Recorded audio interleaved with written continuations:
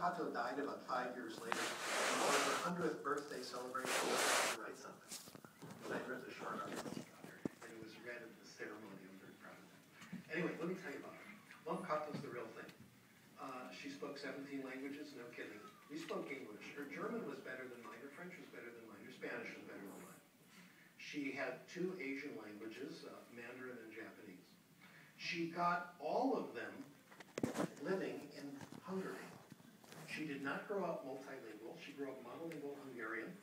She got interested in languages after she got her PhD in chemistry and started to get interested in French and started teaching French, staying one step ahead. She got better by becoming a translator and interpreter. Very little for her travel. Her core method was reading books. I told her what we did. I told her about Dr. Cho's study, Sweet Valley High Study, where we had young adults reading teen romance novels. She said, oh, that would have been great. So she couldn't do that. She didn't have a variety. So she would take one book and read it thoroughly again and again and again. She was embarrassed about her Spanish. The Spanish book she used was Gentlemen Prefer Blondes. But this was exceptional. Reading was the core. She said, of course it's not enough. You need the oral as well. But she gives reading the credit for building most of her competence. Another area where reading comes in, she keeps coming in all these interesting areas. I have a little section here on dementia. You know what that is? Senility.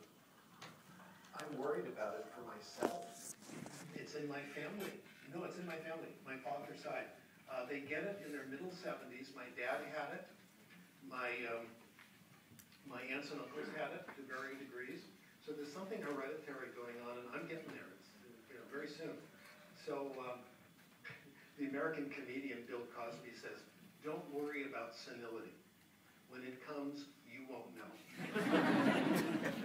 Reassuring, isn't it? So I've been looking at the research on senility, and I even wrote a paper about it, which is now, people in Hong Kong are translating it into Chinese.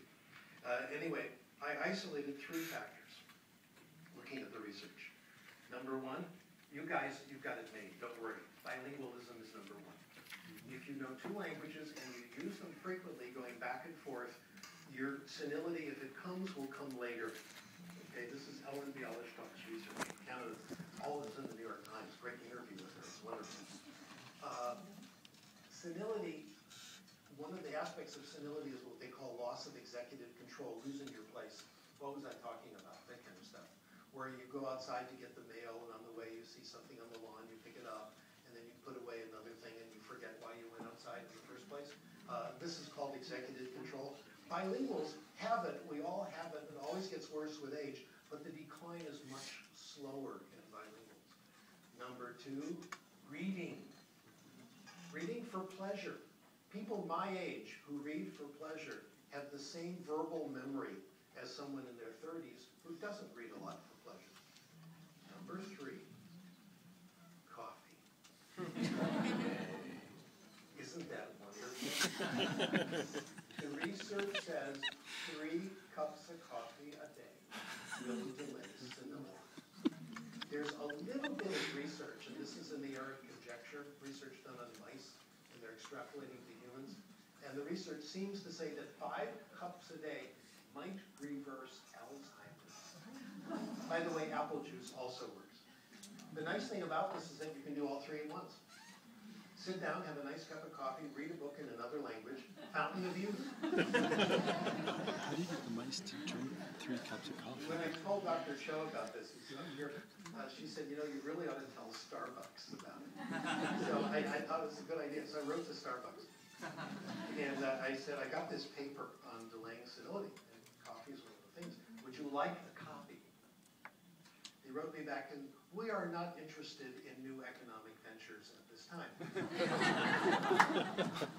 This is corporate dementia. I wrote them back and said, no, I just want to know if you want the paper. You can do whatever you want to with it. My idea was, you know, you buy coffee at Starbucks and they have these messages, you know, like, be good. Nature is nice. You know, be a good person. Not too profound, but they have these messages, and I thought maybe they would